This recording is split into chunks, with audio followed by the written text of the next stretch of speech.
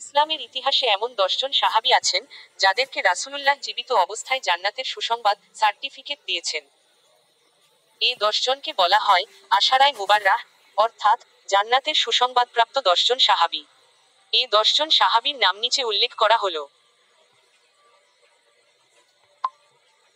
1. আবু বকর সিদ্দিক রাজিয়াল্লাহু আনহু। 2. উমর ইবনুল খাত্তাব রাজিয়াল্লাহু আনহু। 3.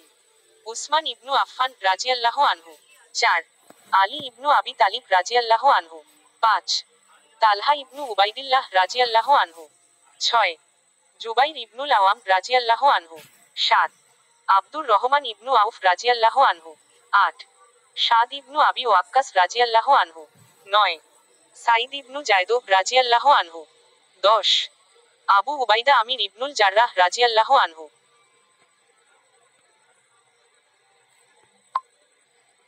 দলিল: এই 10 জন সাহাবীর নামসহ জান্নাতের সুসংবাদের কথা একাধিক সহিহ হাদিসে এসেছে।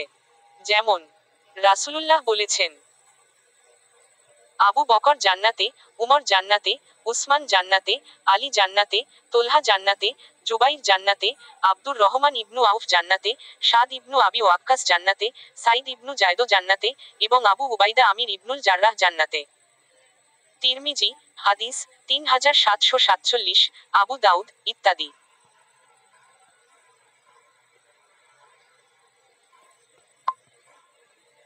এই 10 জন ছাড়াও আরো কিছু সাহাবী আছেন যাদের ব্যাপারে রাসূলুল্লাহ 52 প্রামাণ্য সূত্রে জান্নাতের সুসংবাদ এসেছে, যেমন হামজা রাই, শহীদ হওয়ার পর জান্নাতের সুসংবাদ।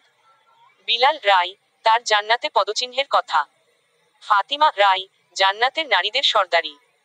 হাসান ও হুসাইন রাই, জান্নাতি যুবকদের সর্দার। এবং অন্যান্য কিছু সাহাবী ও সাহাবিয়া। কিন্তু জীবিত অবস্থায় একত্রে জান্নাতের সুসংবাদপ্রাপ্ত 10 জন হলেন এই আশারায়ে মুবাররাহ।